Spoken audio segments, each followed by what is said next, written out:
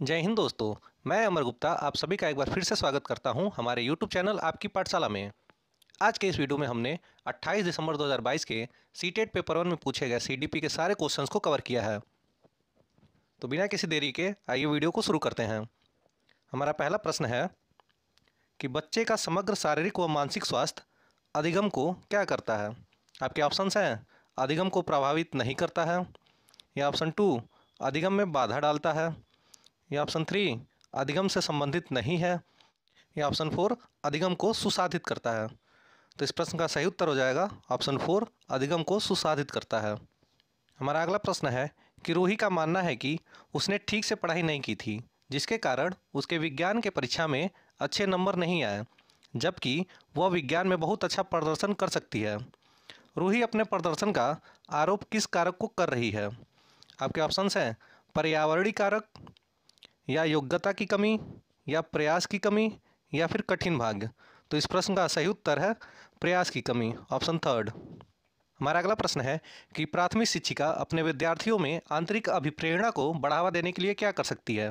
आपके ऑप्शंस हैं हर विद्यार्थी के हर एक प्रयास की प्रशंसा करे, या अवांछित व्यवहार को दंडित करे, या फिर विद्यार्थियों में प्रतिस्पर्धा को बढ़ावा दे, या ऑप्शन 4 बच्चे को सीखने में आनंद की अनुभूति को प्रोत्साहित करें।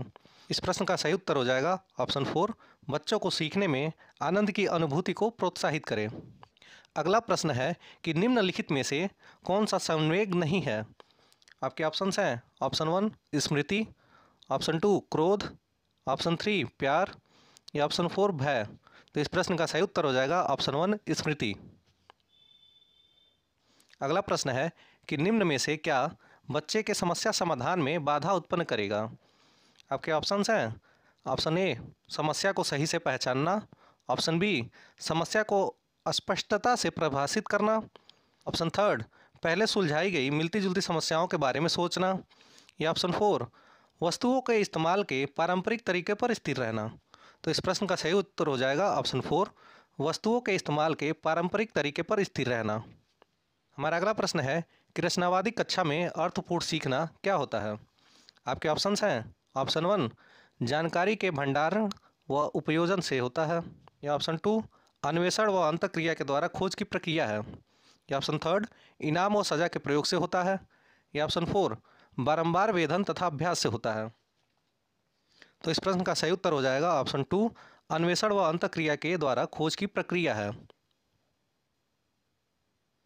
अगला प्रश्न है कि एक शिक्षिका एक बच्ची जो एक अवधारणा को समझने में असमर्थ है को संकेत और इशारे प्रदान करते हुए मिलकर कार्य करती है। यह प्रक्रिया क्या कहलाती है। आपके ऑप्शंस हैं ऑप्शन ए पाठ, ऑप्शन बी शिक्षक केंद्रित शिक्षा शास्त्र, ऑप्शन सी अनुरक्षण पूर्वाभास, या ऑप्शन डी प्रत्यक्ष निर्देश। तो इस प्रश्न का सही उत्तर हो जाएगा ऑप्शन ए पाठ। अगला प्रश्न है कि बचपन के प्रारंभिक सालों में किसके विकास पर ध्यान केंद्रित करना चाहिए। पहला पॉइंट है शारीरिक कौशल, दूसरा पॉइंट सामाजिक कौशल, तीसरा पॉइंट संज्ञानात्मक क्षमता, चौथा पॉइंट संवेगात्मक कौशल, पांचवा पॉइंट अमूर्त तर्क। अमूर्त तर्क का अर्थ है गहन सोच या जटिल समस्या को सुलझाने का तर्क। तो बाकी चारों पॉइंट सही हैं, ये पॉइंट गलत है, यानी इसका सही उत्तर हो जाएगा पॉइंट 1 2 3 4 ऑप्शन 3।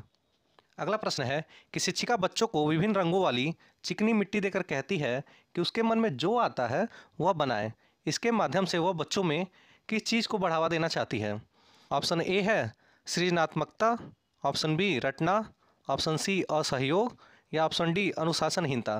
तो इस प्रश्न का सही उत्तर हो जाएगा ऑप्शन 1 सृजनात्मकता। हमारा अगला प्रश्न है कि सामाजिक अंतःक्रिया और मौखिक संप्रेषण में चुनौती किसका विशिष्ट अभिलक्षण है।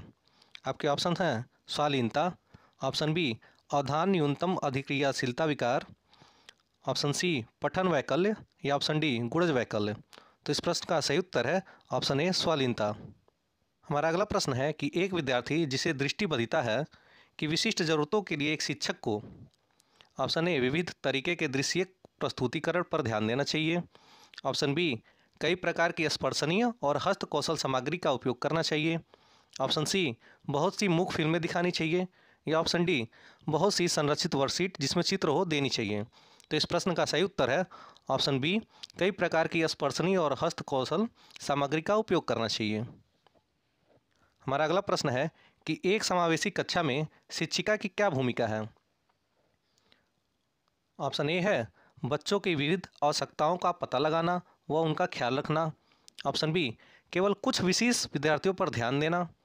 ऑप्शन सी, बच्चों को उनकी अकादमिक क्षमता के आधार पर पहचानना व उनका पृथक्करण करना। या ऑप्शन डी, खास जरूरत वाले बच्चों को विशेषज्ञ के पास भेजना व सुनिश्चित करना कि उन्हें अलग संकाय में पढ़ाया जाए। तो इस प्रश्न का सही उत्तर है ऑप्शन ए, बच्चों की विविध आवश्यकताओं का पता लगाना व उनका ख्याल रखना। हमारा अगला प्रश्न है कि प्रभावी शिक्षक कक्षा में शिक्षण अधिगम की प्रक्रिया में अक्सर जांच करने वाले प्रश्नों को प्रयोग करते हैं। इससे शिक्षिका को किस प्रकार का मूल्यांकन करने में मदद मिलेगी। आपके ऑप्शंस हैं ऑप्शन ए, योग्यात्मक मूल्यांकन। ऑप्शन बी, रचनात्मक मूल्यांकन। ऑप्शन सी, मानकीकृत मूल्यांकन। या ऑप्शन डी, मानक संदर्भित मूल्यांकन। तो इस प्रश्न का सही उत्तर है ऑप्शन बी, रचनात्मक मूल्यांकन। हमारा अगला प्रश्न है कि सतत एवं व्यापक मूल्यांकन के क्या मायने हैं। आपके ऑप्शंस हैं ऑप्शन ए, विद्यार्थियों की एक दूसरे से तुलना करना। या ऑप्शन बी, बच्चे के समग्र विकास से जुड़ी सभी स्कूली गतिविधियों के आकलन के सभी पहलुओं को शामिल करना।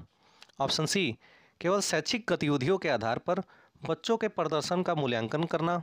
या ऑप्शन डी, अगली कक्षा में पदोन्नति निर्धारित करने के लिए वर्ष के अंत में बच्चों का मूल्यांकन करना।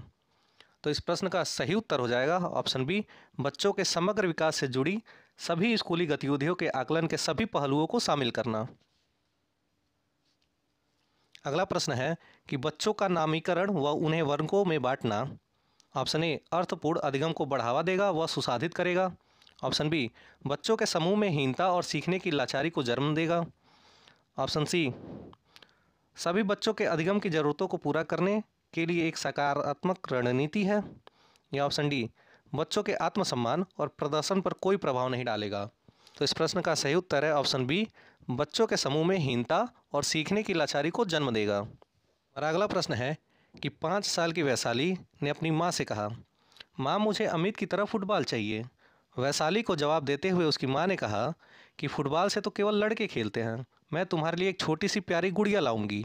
माँ का जवाब क्या दर्शाता है। ऑप्शन ए है लैंगिक भूमिका में लचीलापन। ऑप्शन बी, लैंगिक समता। ऑप्शन सी, लैंगिक रूढ़िबद्धता। या ऑप्शन डी, लैंगिक प्रासंगिकता। इस प्रश्न का सही उत्तर है ऑप्शन सी, लैंगिक रूढ़िबद्धता। हमारा अगला प्रश्न है कि राष्ट्रीय शिक्षा नीति 2020 के अनुसार एक शिक्षक को शिक्षण अधिगम प्रक्रिया के दौरान प्राइमरी स्कूल के बच्चों से संप्रेषण के लिए किस भाषा का प्रयोग करना चाहिए। आपके ऑप्शंस हैं केवल क्षेत्रीय भाषा। ऑप्शन बी, केवल हिंदी भाषा। ऑप्शन सी, केवल अंग्रेजी भाषा। या ऑप्शन डी, बच्चों की मातृभाषा। तो इस प्रश्न का सही उत्तर है ऑप्शन 4, बच्चों की मातृभाषा। हमारा अगला प्रश्न है कि रेणु एक विद्यालय में परामर्शदाता है। हावर्ड गार्डनर के सिद्धांत के अनुसार प्रभावी परामर्शदाता के रूप में उसके पास कौन सी बुद्धि होनी चाहिए। ऑप्शन ए है भाषाई। ऑप्शन बी, स्थानिक। ऑप्शन सी, पारस्परिक। या ऑप्शन डी, अंतःव्यक्तित्व। तो इस प्रश्न का सही उत्तर है ऑप्शन सी, पारस्परिक। हमारा अगला प्रश्न है कि एक प्रगतिशील कक्षा कैसी होती है। आपके ऑप्शंस हैं ऑप्शन ए, परीक्षा केंद्रित होती है। ऑप्शन बी, पाठ्य पुस्तक केंद्रित होती है। ऑप्शन सी, शिक्षक केंद्रित होती है। या ऑप्शन डी, शिक्षार्थी केंद्रित होती है।